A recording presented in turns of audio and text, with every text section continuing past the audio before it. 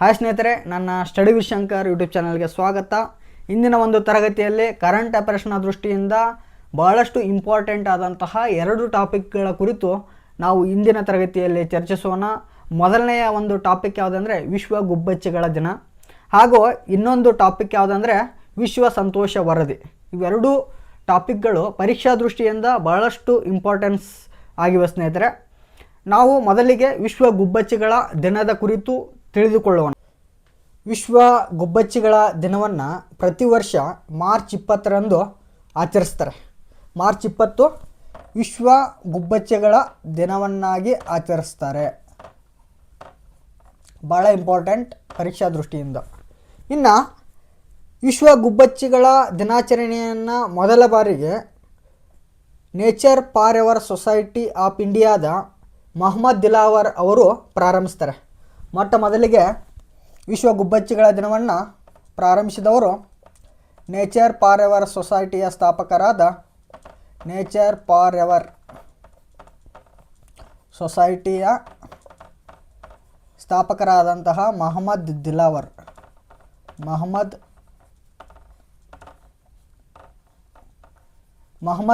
ಅವರು ಪ್ರಾರಂಭಿಸ್ತಾರೆ. ಈ ಮೊಹಮ್ಮದ್ ದಿಲಾವರ್ ಅವರು ಭಾರತದ ಖ್ಯಾತ ಪರಿಸರವಾದಿಗಳು. ಈ ಮೊಹಮ್ಮದ್ ದಿಲಾವರ್ ಅವರಿಗೆ ಟೈಮ್ಸ್ ಮ್ಯಾಗಝಿನ್ ಪರಿಸರದ ಹೀರೋ ಎಂಬ ಗೌರವವನ್ನು 2008ರಲ್ಲಿ ಕೊಡ್ತದೆ ಇವರಿಗೆ. ಇನ್ನು ಈ ಒಂದು ವಿಶ್ವ ಗುಬ್ಬಚ್ಚಿಗಳ ದಿನ ಜಾಗತಿಕ ಮಟ್ಟಕ್ಕೆ ವಿಸ್ತರಣೆ ಆಗಲಿಕ್ಕೆ ಮುಖ್ಯ ಕಾರಣವಾದಂತಹ ಇನ್ನೊಂದು ಸಂಸ್ಥೆ ಯಾವುದಂದರೆ ಫ್ರಾನ್ಸ್ ದೇಶದ ಎಕೋಸಿಸ್ ಆ್ಯಕ್ಷನ್ ಫೌಂಡೇಶನ್. ಫ್ರಾನ್ಸ್ ದೇಶದ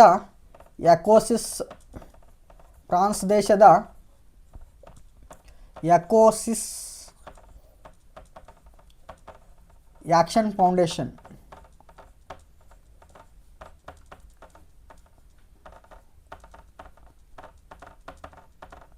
ಇವೆರಡೂ ಸಂಸ್ಥೆಗಳ ಸಹಭಾಗಿತ್ವದಲ್ಲಿ ವಿಶ್ವ ಗುಬ್ಬಚ್ಚಿಗಳ ದಿನವನ್ನು ಜಾಗತಿಕ ಮಟ್ಟಕ್ಕೆ ವಿಸ್ತರಿಸಲಾಗ್ತದೆ. ಇನ್ನು ವಿಶ್ವ ಗುಬ್ಬಚ್ಚಿಗಳ ದಿನಾಚರಣೆಯ ಒಂದು ಮುಖ್ಯ ಉದ್ದೇಶವೇನೆಂದರೆ ಗುಬ್ಬಚ್ಚಿಗಳ ಕ್ಷೀಣಿಸುತ್ತಿರುವಂತಹ ಸಂತತಿಯನ್ನು ರಕ್ಷಿಸುವುದು ಮತ್ತು ಪ್ರಾಣಿ ಪಕ್ಷಿಗಳ ಸಂಕುಲವನ್ನು ಸಂರಕ್ಷಿಸುವುದು ಈ ಒಂದು ವಿಶ್ವ ಗುಬ್ಬಚ್ಚಿಗಳ ದಿನಾಚರಣೆಯ ಒಂದು ಪ್ರಮುಖ ಉದ್ದೇಶವಾಗಿದೆ.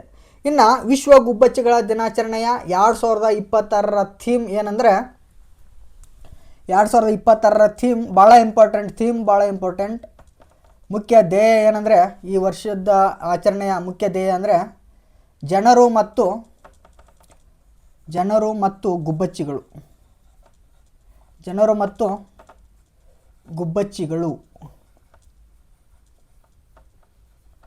ಇದು ಥೀಮ್ ಕೇಳ್ತಾರೆ ಪರೀಕ್ಷಾ ದೃಷ್ಟಿಯಿಂದ. ಥೀಮ್ ಭಾಳ ಇಂಪಾರ್ಟೆಂಟ್.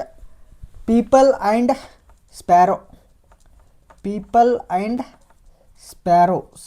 ಸ್ಪ್ಯಾರೋಸ್. ಇನ್ನೊಂದು ಇಂಪಾರ್ಟೆಂಟ್ ಪಾಯಿಂಟ್ ಯಾವುದಂದರೆ ಇತ್ತೀಚೆಗೆ ಕೇಂದ್ರಾಡಳಿತ ಪ್ರದೇಶವಾದಂತಹ ದೆಹಲಿ ಮತ್ತು ಬಿಹಾರ ರಾಜ್ಯಗಳು ಗುಬ್ಬಚ್ಚಿಯನ್ನು ರಾಜ್ಯ ಪಕ್ಷಿಯಾಗಿ ಘೋಷಿಸಿವೆ. ಇದು ಭಾಳ ಇಂಪಾರ್ಟೆಂಟ್ ಪರೀಕ್ಷಾ ದೃಷ್ಟಿಯಿಂದ. ದೆಹಲಿ ಮತ್ತು ಬಿಹಾರ ಗುಬ್ಬಚ್ಚಿಯನ್ನು ರಾಜ್ಯ ಪಕ್ಷಿಯಾಗಿ ಘೋಷಿಸಿವೆ. ಇದು ಭಾಳ ಇಂಪಾರ್ಟೆಂಟ್ ಪರೀಕ್ಷಾ ದೃಷ್ಟಿಯಿಂದ. ಇಷ್ಟು ನಾವು ಪರೀಕ್ಷಾ ದೃಷ್ಟಿಯಿಂದ ವಿಶ್ವ ಗುಬ್ಬಚ್ಚಿಗಳ ದಿನದ ಥೀಮ್ ಮತ್ತು ಅದರ ಉದ್ದೇಶ ಮತ್ತು ಅದರ ಸಂಬಂಧಪಟ್ಟಂತಹ ಒಂದು ಹಿನ್ನೆಲೆಯನ್ನು ತಿಳಿದುಕೊಳ್ಬೇಕು ಸ್ನೇಹಿತರೆ. ಇಷ್ಟು ವಿಶ್ವ ಗುಬ್ಬಚ್ಚಿಗಳ ದಿನದ ಕುರಿತಾದಂತಹ ಒಂದು ಮಾಹಿತಿ. ಇನ್ನೊಂದು ಮೋಸ್ಟ್ ಇಂಪಾರ್ಟೆಂಟ್ ಟಾಪಿಕ್ ಯಾವುದಂದರೆ ವಿಶ್ವ ಸಂತೋಷ ದಿನ. ಪ್ರತಿ ವರ್ಷ ಮಾರ್ಚ್ 20ರಂದು ವಿಶ್ವ ಸಂತೋಷ ದಿನವನ್ನು ಆಚರಿಸ್ತಾರೆ. ಪ್ರತಿ ವರ್ಷ ಮಾರ್ಚ್ 20ರಂದು ವಿಶ್ವ ಸಂತೋಷ ದಿನವನ್ನು ಆಚರಿಸ್ತಾರೆ. ಇನ್ನು ಭೂತಾನ್ ದೇಶವು ಮೊಟ್ಟ ಮೊದಲಿಗೆ ವಿಶ್ವ ಸಂತೋಷ ದಿನದ ಆಚರಣೆಯ ಪ್ರಸ್ತಾಪವನ್ನು ವಿಶ್ವಸಂಸ್ಥೆಯ ಮುಂದಿಡ್ತದೆ. ಯಾವ ದೇಶ? ಭೂತಾನ್ ದೇಶ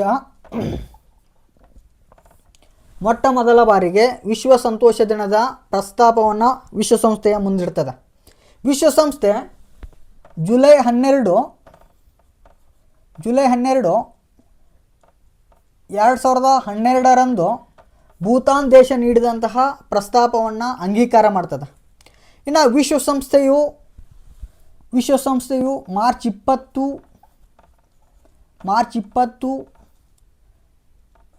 2013ರಂದು ವಿಶ್ವಸಂಸ್ಥೆಯ ಸದಸ್ಯ ರಾಷ್ಟ್ರಗಳೆಲ್ಲವೂ 193 ಸದಸ್ಯ ರಾಷ್ಟ್ರಗಳೆಲ್ಲವೂ ವಿಶ್ವ ಸಂತೋಷ ದಿನವನ್ನು ಆಚರಿಸ್ತವೆ.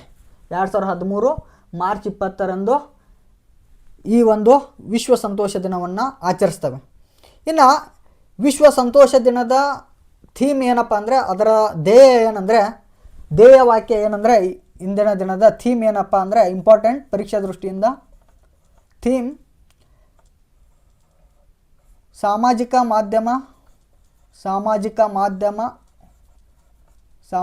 ಮಾಧ್ಯಮ ಮತ್ತು ಸಂತೋಷ. ಥೀಮ್ ಕೇಳ್ತಾರೆ ಸ್ನೇಹಿತರೆ, ಪರೀಕ್ಷಾ ದೃಷ್ಟಿಯಿಂದ ಭಾಳ ಇಂಪಾರ್ಟೆಂಟ್, ನೆನಪಿನಲ್ಲಿ ಇಟ್ಕೋಬೇಕು. ಇನ್ನು ನೆಕ್ಸ್ಟು, ಇನ್ನು ಮಾರ್ಚ್ 20 ಏನಕ್ಕೆ ಆಯ್ಕೆ ಮಾಡ್ಕೊಳ್ತಾರೆ, ಏನಕ್ಕೆ ಆಯ್ಕೆ ಮಾಡ್ಕೊಳ್ತಾರೆ ಅಂದರೆ, ವಿಷವತ್ ಸಂಕ್ರಾಂತಿ ಈ ದಿನ ಸಂಭವಿಸ್ತದೆ. ವಿಷವತ್ ಸಂಕ್ರಾಂತಿ ಮಾರ್ಚ್ 20ರಂದು ಸಂಭವಿಸುತ್ತದೆ. ವಿಷವತ್ ಸಂಕ್ರಾಂತಿಯ ದಿನ ಹಗಲು ಮತ್ತು ರಾತ್ರಿಯ ಅವಧಿ ಸಮಾನವಾಗಿರ್ತವೆ. ಇದು ಸಂತೋಷದ ಸಾರ್ವತ್ರಿಕತೆಯನ್ನು ಸೂಚಿಸುವುದರಿಂದ ಈ ಮಾರ್ಚ್ 20 ಈ ದಿನದ ಆಯ್ಕೆಯನ್ನಾಗಿ ಮಾಡ್ಕೋತಾರೆ. ಓಕೆ, ನೆಕ್ಸ್ಟ್ ಇಂಪಾರ್ಟೆಂಟ್ ಪಾಯಿಂಟ್ ಬಗ್ಗೆ ನೋಡೋಣ ಸ್ನೇಹಿತರೆ. ಇನ್ನು ಪ್ರತಿ ವರ್ಷ ವಿಶ್ವಸಂಸ್ಥೆಯು ವಿಶ್ವ ಸಂತೋಷ ವರದಿಯನ್ನು ಪ್ರಕಟಿಸುತ್ತದೆ. ಈ ವಿಶ್ವಸಂಸ್ಥೆಯ ಪ್ರಕಟಿಸಿರುವಂತಹ ವಿಶ್ವ ಸಂತೋಷ ವರದಿಯಲ್ಲಿ ಸತತವಾಗಿ ಫಿನ್ಲ್ಯಾಂಡ್ ದೇಶವು ಪ್ರಥಮ ಸ್ಥಾನವನ್ನು ಪಡೆದಿದೆ. ಪ್ರಥಮ ಸ್ಥಾನದಲ್ಲಿ ಇದೆ. ವಿಶ್ವ ಸಂತೋಷ ವರದಿಯಲ್ಲಿ ಪ್ರಥಮ ಸ್ಥಾನವನ್ನು ಫಿನ್ಲ್ಯಾಂಡ್ ಪಡೆದುಕೊಂಡಿದೆ. ನೆಕ್ಸ್ಟು ಐಸ್ಲ್ಯಾಂಡ್, ಡೆನ್ಮಾರ್ಕ್,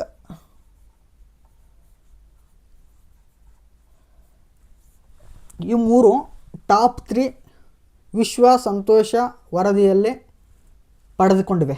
ಇನ್ನು ಕೊನೆಯ ಸ್ಥಾನವನ್ನು ಅಫ್ಘಾನಿಸ್ತಾನ್